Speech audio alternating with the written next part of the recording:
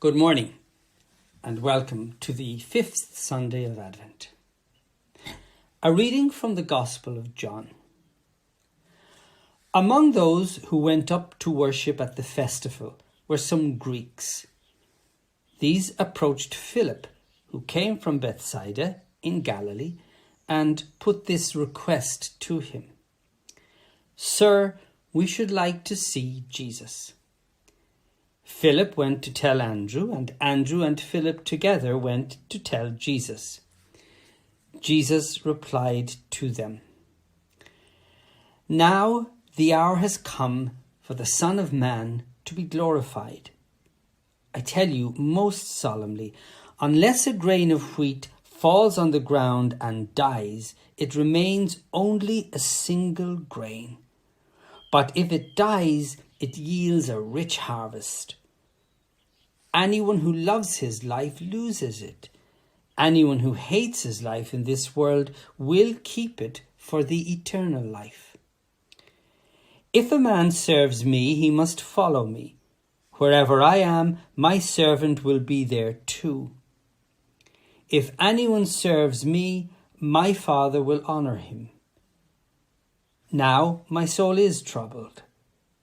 What shall I say? Father, save me from this hour?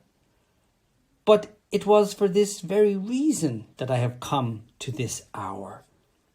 Father, glorify your name." A voice came from heaven. "I have glorified it, and I will glorify it again." People standing by who heard this said it was a clap of thunder. Others said it was an angel speaking to him. Jesus answered, "It was not for my sake that this voice came, but for yours. Now sentence is being passed on this world. Now the prince of this world is to be overthrown. And when I am lifted up from the earth, I shall draw all people to myself." By these words, he indicated the kind of death he would die. The Gospel of the Lord. Today's Gospel begins with some Greeks who are in Jerusalem for the Passover, wanting to see Jesus.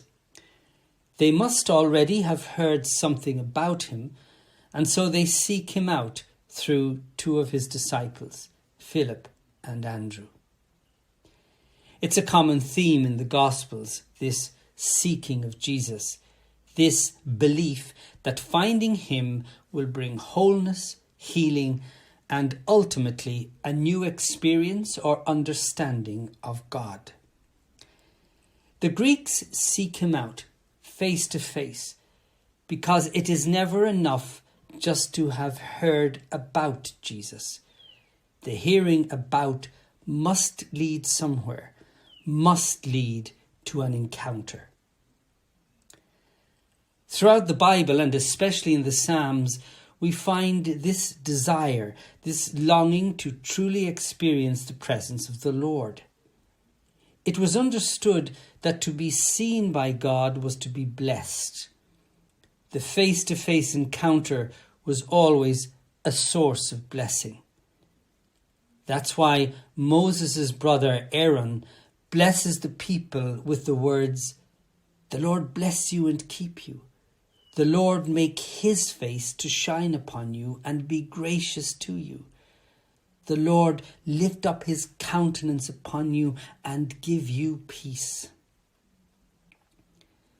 The Jesus the Greeks encounter in today's Gospel passage is the Jesus who has just had a triumphant entry into Jerusalem and is on the threshold of his passion, death, and resurrection.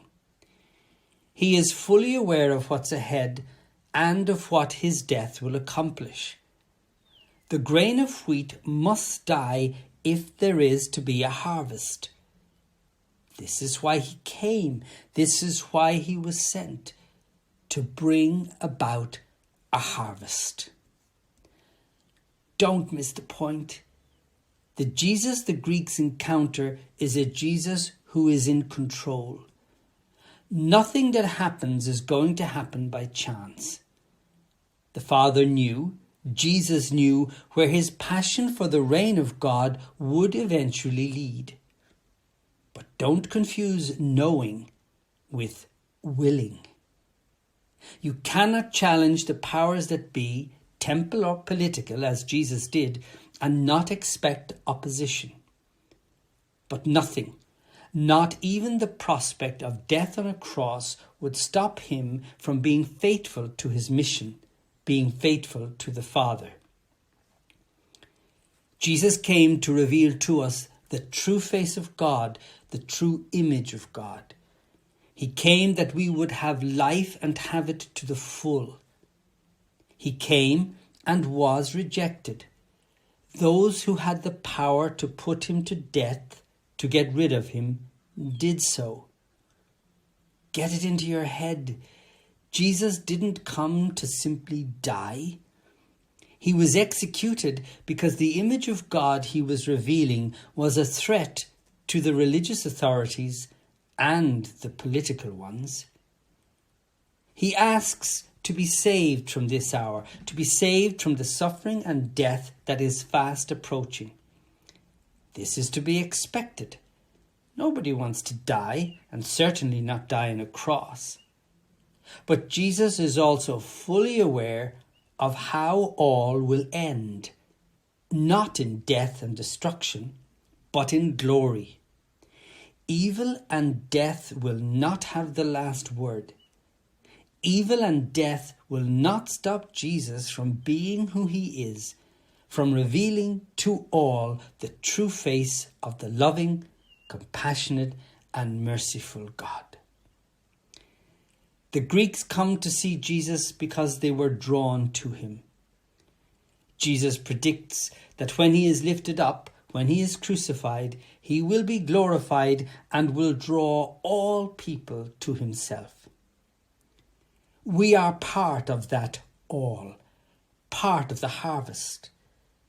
As you approach Holy Week, don't get caught up in the pain and the suffering. Be aware of it, sure, but never forget how the story ends. The cross is part and parcel of life, and so is resurrection. And while sometimes you will experience your limitations, imperfections, sins, sufferings, never forget who you truly are and never lose hope.